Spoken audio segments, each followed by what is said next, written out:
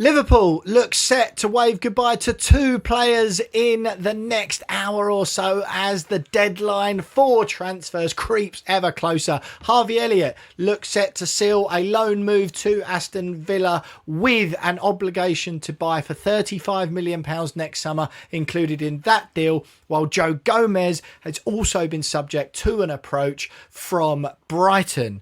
I'm joined by Jack Rosser. Jack, huge news as we creep ever closer to the deadline. We'll start with Harvey Elliott. Liverpool wanted a lot more money than this earlier in the window. He bid that emotional goodbye at the end of the season. What do you make of this deal to Villa, who haven't scored yet this season? Yeah, it should help with that. I think he's a great signing for Villa.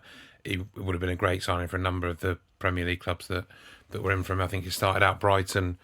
We're having a look, but they're quite well stocked in that area, and they're moving players out on loan to trim that out because they're not going to get in. Buonanotte and Ciso are leaving there because they wouldn't get in. West Ham had a look, but were put off by the asking price that was around 40 million at that point.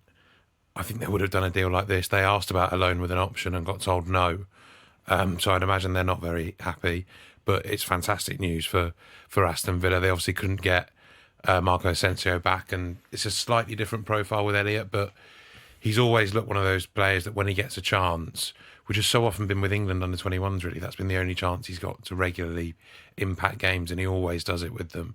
He's never really let Liverpool down when he's been called upon to come in and do something, scored some important goals, seems a really good character to have within a squad.